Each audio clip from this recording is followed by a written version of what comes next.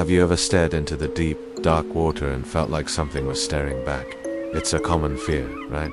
That primal dread of the unknown depths. But for one fisherman, that fear became a terrifying reality. His story is one I can't shake, and after you hear it, you might think twice before your next swim. Our story begins with a man named Arthur, a seasoned fisherman who had spent more of his life on the water than on land. The ocean was his office, his sanctuary. He knew its moods, respected its power, but he never truly feared it, not until one fateful afternoon. The day started like any other. The sun was bright, the sea was calm, and the fish were biting. Arthur was miles from shore, alone on his small boat, lost in the rhythm of casting and reeling. But the weather on the open ocean can turn in an instant. Dark clouds rolled in from the horizon, swallowing the blue sky with an unnatural speed. The calm sea began to churn, transforming into a violent, angry beast. A rogue wave, massive and unexpected, slammed into his boat. The impact sent him flying, his head striking the side of the vessel before he was plunged into the frigid, churning water. The shock of the cold stole his breath. He thrashed, disoriented, trying to find the surface. But the waves were relentless, pulling him under again and again. His lungs burned, his vision blurred, and the last thing he remembered was the world fading to black. But he didn't die, at least, not in the way we understand it. Arthur found himself in a place he called the Dark Ocean.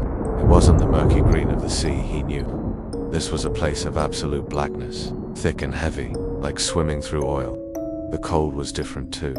It wasn't just physical, it was a deep, soul-crushing cold that seemed to leach all the warmth from his very being. He was floating, suspended in this inky void. There was no up or down, no light from the sun. Panic began to set in, a cold dread that was far worse than the fear of drowning. And that's when he saw them. Just beneath the surface of this thick, dark liquid were faces, dozens of them, maybe hundreds. They glowed with a faint, ghostly luminescence. Their features indistinct, but their eyes were wide open, staring up at him. They weren't struggling. They weren't trying to escape.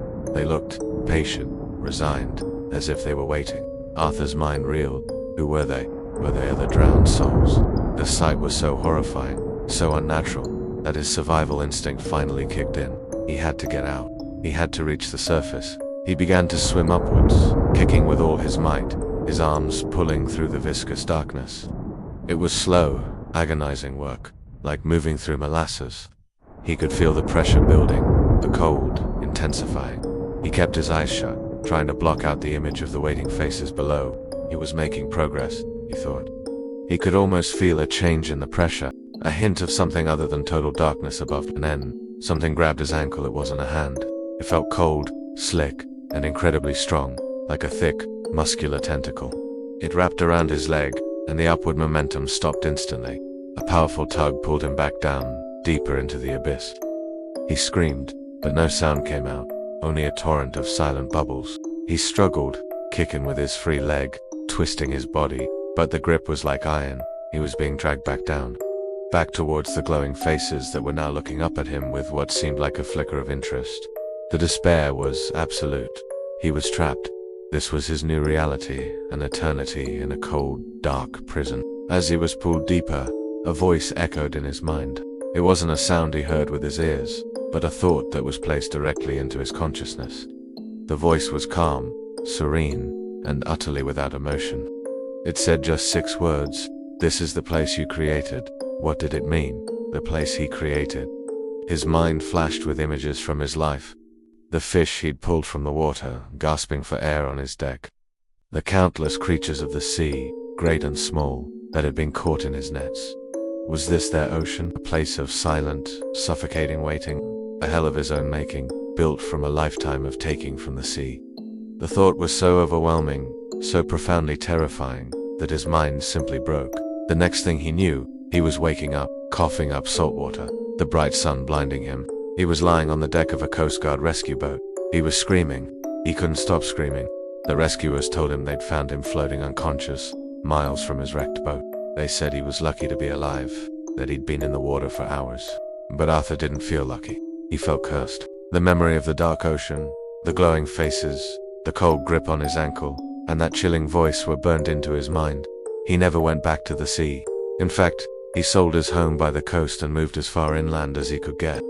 To this day, Arthur refuses to go near any large body of water.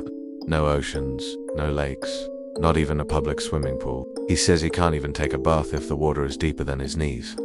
Sometimes, late at night, when he closes his eyes, he can still feel the cold.